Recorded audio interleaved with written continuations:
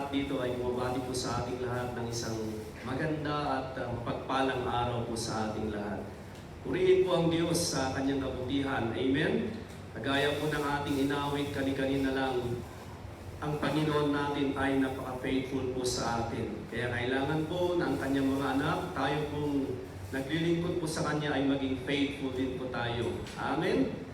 So sa araw po na ito ay hayaan niyo po mga kapatid na may bahagi ko po sa atin ang mensahe na ibinigay ng ating Panginoon sa atin. Ito po ay patungkol po sa ating pananampalataya. So ang kahalagahan po ng ating pananampalataya sa Diyos.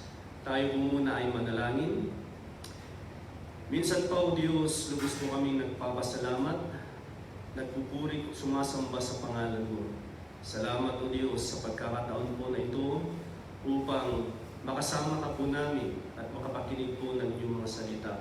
Hayaan mo, Panginoon, na ikaw lamang po ang siyang maihayag at hayaan mo, Diyos, na ang bawat isa, Panginoon, na tinipon mo dito, O Lord, ay makakatanggap po ng mga pagpapalat biyaya na inyo pong inihanda sa araw po na ito. Pagpalain niyo po ang inyong mga salita, Panginoon, at ang iyong dakilang Espiritu Santo ang siyang magtuturo po sa bawat isa po sa amin. Bigyan mo kami ng pangunawa, bigyan mo po kami ng malinaw, O Diyos, na pagkaintindi sa inyong mga salita upang itong mga salita mo, O Diyos, ay aming matanggap. Maraming salamat po, Diyos. Muli, binibigay po namin sa iyo ang lahat ng papuri at pasasalamat. Sa ngalan ng aming Panginoon Jesus. Amen. Purihin po ang Diyos. Hallelujah. Maraming salamat po sa opportunity po na ito, pribilehyo na naibigay po sa atin upang makapagbahagi po ng salita ng Diyos. At tayo pong lahat, mga kapatid, hiniling ko po na panatagin po natin ang ating mga puso, panatagin po natin ang ating mga kaisipan, at matamang po tayo makinig para yung pananampalataya po natin ay patuloy po na lalago. Buksan po natin ang ating Biblia, kung meron po tayo dyan sa aklat po ng Hebrews, in the book of Hebrews chapter 11, verse 1. Yan. Ito po yung, yan. Sahin po natin. Ang pananampalataya ay ang katiyakan na matatanggap natin ang mga bagay na inaasahan natin. At ito ay ang pagiging sigurado sa mga bagay na hindi natin nakikita. Okay. So ang pananampalataya po mga kapatid ay pangunahing elemento o requirement para tayo pong lahat ay kalulugdan po ng ating Diyos. Ang pananampalataya ay pangunahing katangian o tulay para sa ating kaligtasan.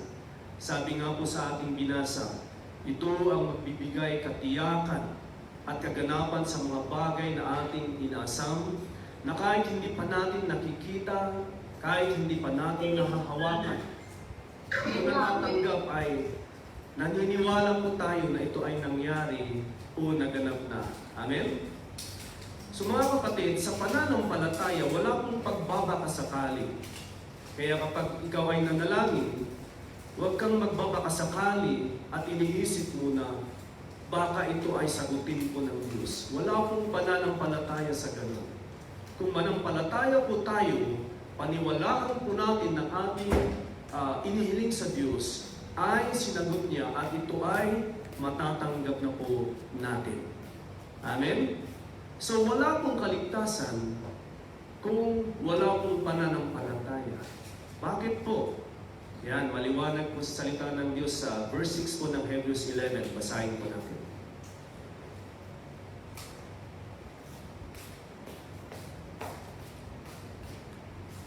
Yan. Ano ang sabi niya dyan? Hindi makapagbibigay lugod sa Diyos ang taong walang pananampalataya. Maliwanag po ba? Kaya hindi po manulugod ang Diyos kung ang isang tao na lumalapit sa Kanya, nananalangin at tumatawag sa Diyos na wala namang ang sinumang lumalapit sa Kanya ay dapat maniwalang may Diyos. You see? At nagbibigay siya ng gantimpala sa lahat ng mga taong humahanap sa Kanya. Ano po yung gantimpala? Yan po yung kasagutan ng ating mga panalangin. Yan po yung kaligtasan na ating matatanggap sa mamamagitan po ng ating pananampalataya sa Kanya. So maliwanag po mga kapatid na wala pong kaligtasan kung wala pong pananampalataya sa Diyos. Dahil hindi na tayo kaluluguran ng ating Panginoon kung wala tayong paniniwala sa Kanya. Gaya niya, lumalapit tayo sa Kanya, dapat maniwalang may Diyos. Amen?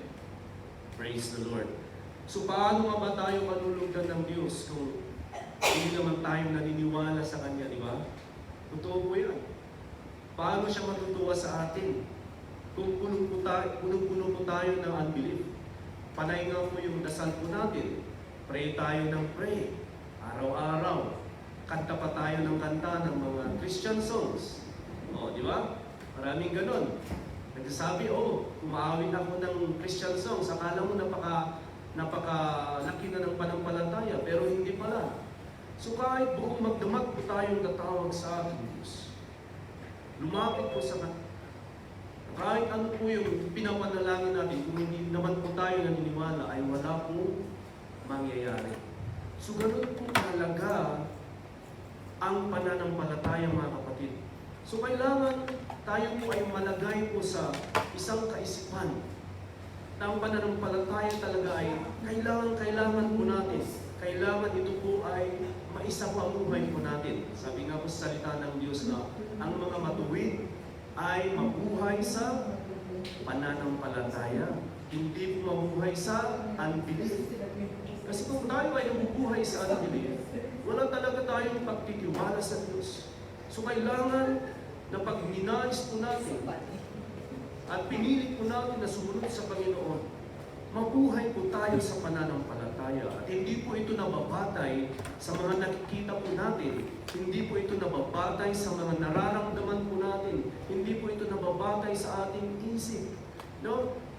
Pananampalataya na kahit hindi mo pa nakikita, kapag ito ay inihiling mo sa Diyos, maniwala ka at sabi po ng salita ng Panginoon na ito ay mapapasayo. Kung ito ay kalooban po ng ating Panginoon. So dapat din po natin maunawaan, mga kapatid, isang bagay na ang pananampalataya po ay commitment po ito. O ito po ay isang pangakong sinumpaan natin habang buhay.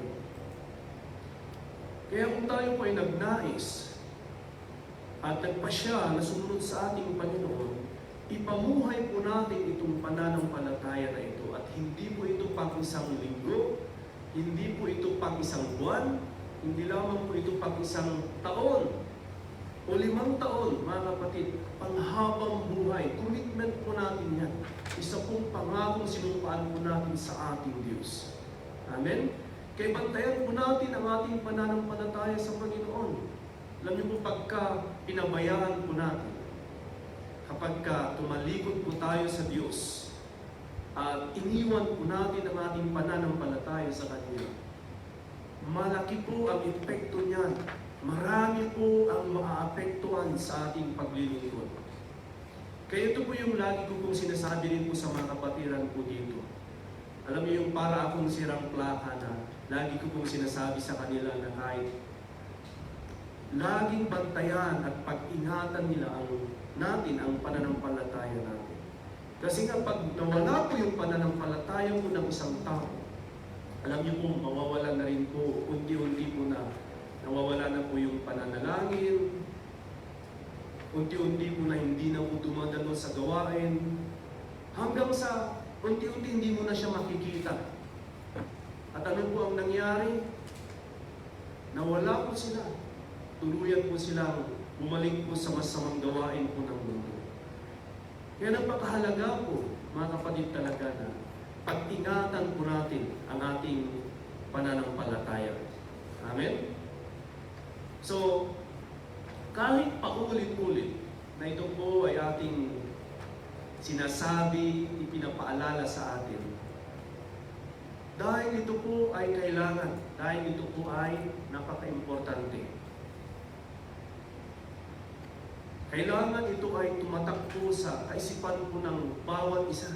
Kailangan tumatak po sa puso po natin, di ba? Napakaganda po ang salita po ng Diyos ay paulit-ulit. Kasi pag paulit-ulit po na sinasabi, ito ay tumatatak po sa isip at puso po natin.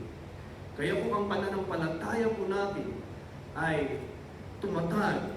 Yan, hindi na po tayo basta-basta po sumusubo kapag may mga pagsubok po sa ating pananampalataya. At minsan po ito po yung hindi po naunawaan ng marami. Marami po ang hindi nakaunawa at naging kampante po sila. Kaya nagpabaya po sila sa pananampalataya. Hindi po nila iningatan.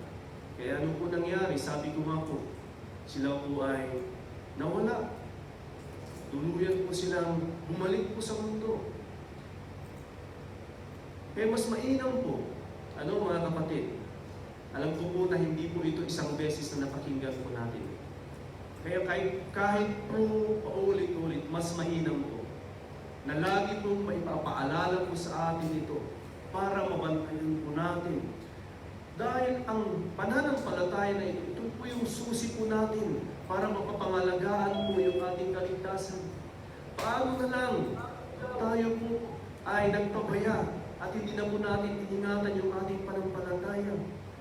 Yung maisasakripisyo po yung ating kaligtasan. Kaya wag naman po mga kapatid. Amen? Ingatan po natin yung pananampalataya na yan. Yeah? So, sabi po ni Apostol Pablo sa Philippians chapter 3 verse 1. Yan. Ngayon, mga kapatid, magalak tayo sa Panginoon. Hindi ako magsasawang sabihin ito ng paulit-ulit dahil para ito sa kabutihan ninyo. Tingnan niyo mga kapatid. Ang Apostol Pablo, lagi pong nagpapaalala at sabi niya, hindi ako magsasawa na sabihin ito ulit-ulit para ito sa kabutihan ninyo na magalak tayo sa Panginoon, manampalataya tayo sa Panginoon. So hindi po pala masama, kundi ito ay makakabuti pa para sa atin, para hindi po natin makalimutan. Ganyan din po ang ating Diyos. At nung siya po ay nagbilin kay Joshua, bago po sila pumunta ng digmaan, sabi po ng Diyos kay Joshua, na sabi niya doon? Pinaalalahanan ng Diyos na huwag nilang kakaligtaang basahin at paggulay-gulayan araw at gabi ang aklat ng kasulatan upang ito ang magdadala sa kanila sa tagumpay at kasaganaan. Amen? So ganoon din po sa atin mga kapatid. Ang salita po ng Diyos na ating napapakinggan at patuloy natin mapapakinggan ang magbibigay sa atin ng pananampalataya. Kung kaya't napakainam po na palagi po tayong nakakaparinig po at napapaalalahanan lalo na po sa ating pananampalataya. Sa panahon po ngayon mga kapatid, marami po ang nawawala sa pananampalataya. Marami po ang hindi na po dumadalo sa mga pagtitipon sa gawain. Ano po ang dahilan? Simple lamang po, pinabayaan po nila ang kanilang pananampalataya sa Diyos. Nawala po yung devotion, yung commitment nila sa Panginoon. Kaya napakahalaga po ito kahit simple at paulit-ulit.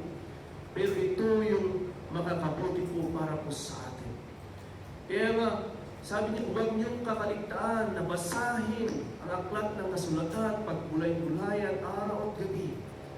Ito ang magdadala sa inyo sa kasaganaan at sa tagumpay. Kaya gusto po natin patuloy na maging matagumpay sa Diyos.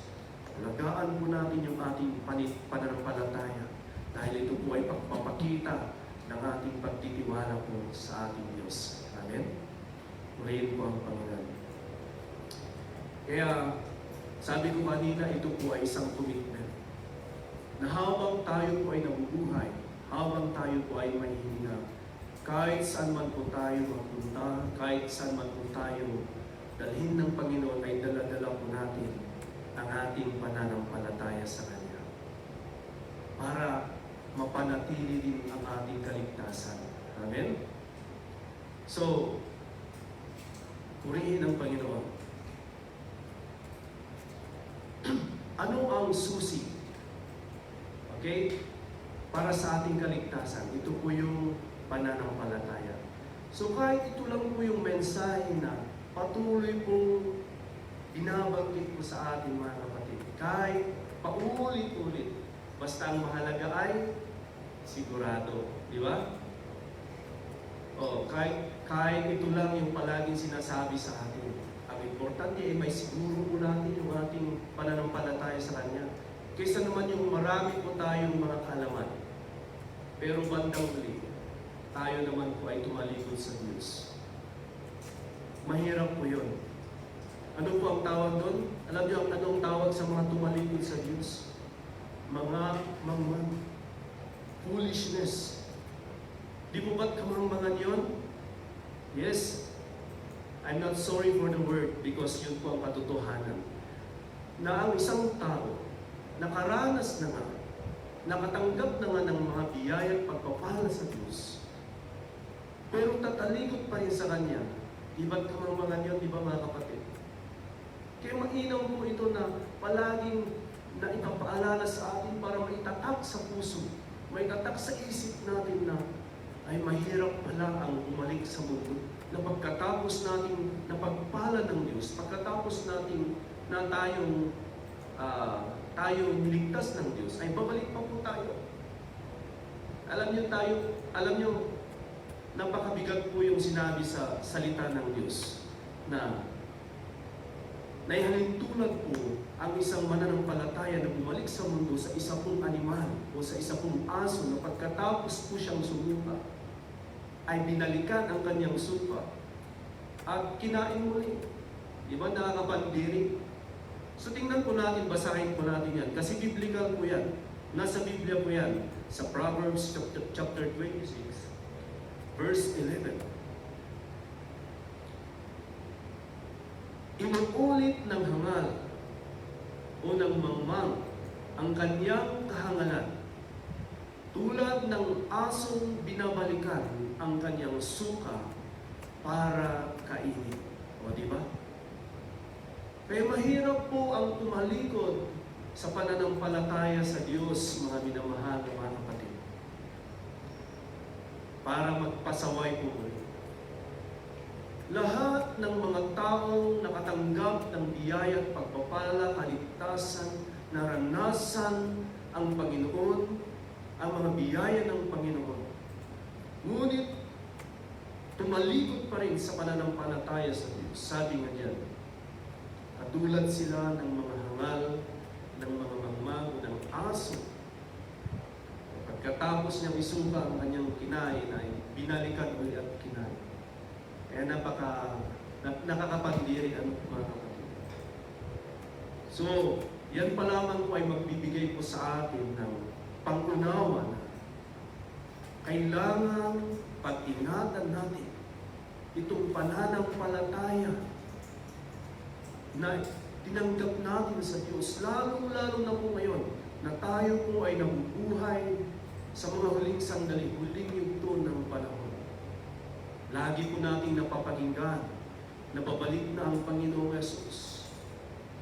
At totoo po yun, mga kapatid. Yan po ang sinabi niya sa kanyang salita. Kaya, itong pagpapaalala na ito ay isa pong paghahanda po natin na kung sakaling man babalik ang Panginoon sa anumang oras, anumang panahon, dahil hindi naman po natin alam, ay nakahanda po tayo sa kanyang pagbabalik. At ang titignan po ng Diyos sa atin kung tayo ba ay may pananampalataya, dahil kung ang tao ay walang pananampalataya sa Kanya, hindi po manunugod ang Panginoon. Di ba? Kaya sabi ko kanina, ito po yung susi po, tulay ng ating kaligtasan.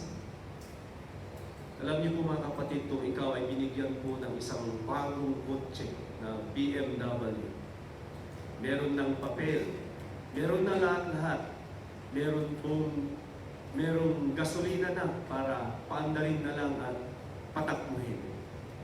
Pero kapatid, kung hindi po nila ibinigay sa iyo yung susi, hindi mo pa rin yan mapapaandar.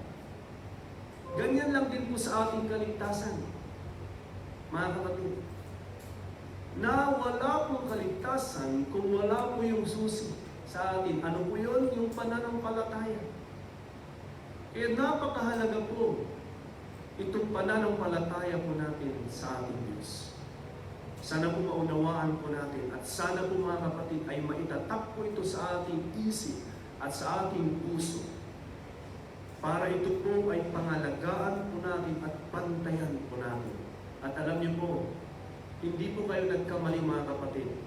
Nakapatiran po namin mga PDLs dyan. Lahat po tayo.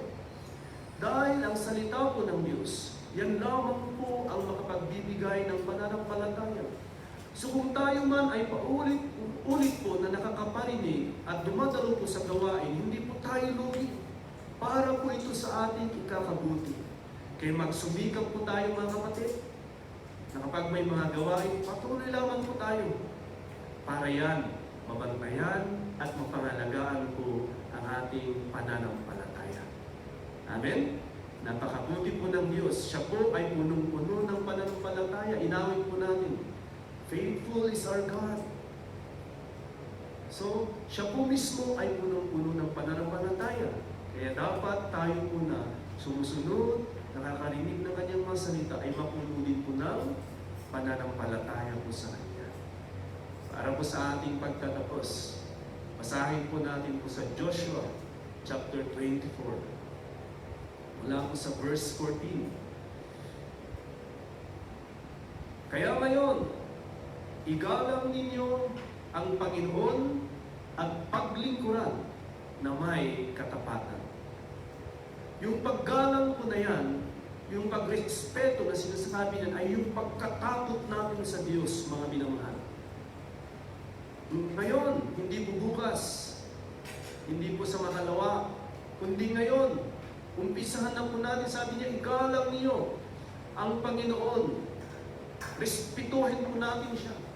Magkaroon po tayo ng takot sa Panginoon at paglingkuran na may katapatan. Katapatan sa English po ay faithfulness, di ba? So, paglingkuran natin siya na may pananampalataya. Buo na pananampalataya. Hindi po yung unbelief.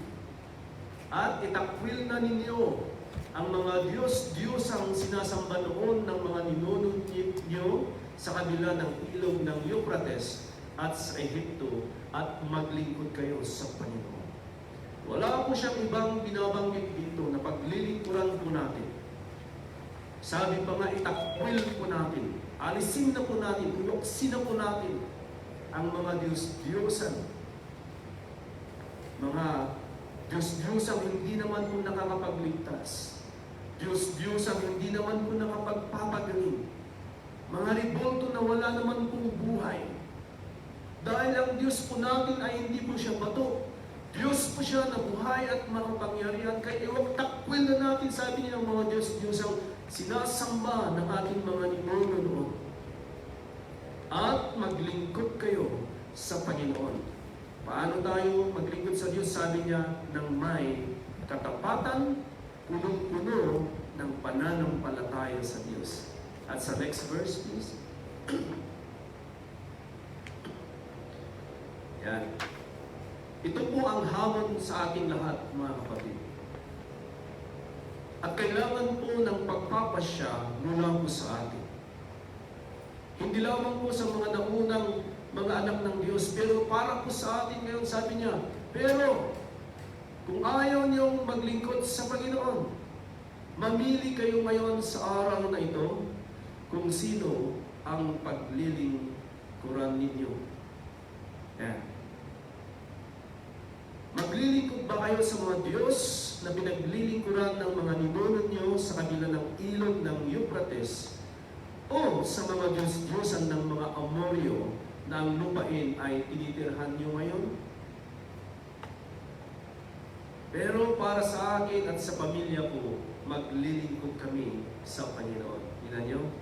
Ito yung sinumpaan, commitment po ni Joshua na para sa kanya at ng kanyang pamilya, nagpasya sila na maglingkod sa Panginoon. Tayo po mga kapatid, kailangan po ng pagpapasya mula po sa atin. Nasa atin po yung desisyon, yung pagpapasya. At inahamon po tayo ngayon ng salita po ng Diyos. Hindi po ako kundi yung salita po ng Diyos. Balik po tayo sa unang linya. Sabi niya, pero kung ayaw ninyong maglingkod sa Panginoon, mamili kayo ngayon. Pinapipili po tayo ng Diyos. Sa araw na ito, kung sino ang paglilingkuran ninyo. Sabi niya, kung gusto niyong maglingkod sa mga Diyos-Diyosan, nasa inyo. O gusto niyong paglingkuran ng Panginoon. Maglilingkod ba kayo sa mga Diyos na pinaglingkuran, lilingkuran ng mga ninuno niyo sa kabila ng ilog ng Euphrates? O sa mga Diyos ng mga Amoryo na ang lupa ay tinitirahan niyo ngayon? Ito kasi yung mga Diyos naman na hindi naman buhay. Ito yung mga ayaw na ayaw ng Panginoon. So para kay Joshua, at para po sa akin at aking pamilya din po, aking inihahayag na maglilingkod kami sa Panginoon. Sana po mga minamahal na mga kapatiran, ganun din po kayo. Magpasya po tayo, kailangan ng pagpapasya. So kung tayo po ngayon ay magpasya na sumunod at maglingkod sa Panginoon, magpatuloy po tayo sa pananampalataya. Huwag po tayong bibitaw. Kapag tayo po ay bumitaw at iniwanan po natin ang ating pananampalataya ngayon at hindi na po tayo magpatuloy, nakakatakot po na malamang sa pagdating po ng ating Panginoon na hindi po natin alam yung oras, maiiwanan po tayo. Hindi po tayo makakasama sa Kanyang kaharian. Kaya ito po mga kapatid, simple lamang po. Paulit-ulit na mensahe na ibabahagi sa atin. Pero naniniwala ako, magaya po ni Apostol Pablo, sabi niya na hindi siya magsasawa kahit paulit-ulit na sasabihin dahil ito po ay para sa ikakabubuti po nating lahat. Kaya sinasama ko na po yung aking sarili dahil ako din man po ay kailangan din mapag-ingatan ko ang aking pananampalataya. So tayo pong lahat, sama-sama mga kapatid, wag po sana tayong bibitaw at wag po sana tayong susubo na patuloy na maglingkod po sa ating Diyos. At nawa, lagi po meron po tayong pagkaasam na sa oras ng ating mga schedule para mag-Bible study, andyan po kayo lagi. Mga minamahal mula Luzon, Visayas, Mindanao, ang pagpapala po ng Diyos ay sumaatin pong lahat. Purihin po ang Panginoon at magandang araw po yun po ang ating mensahe. Amen. God bless you. Thank you po. Amen.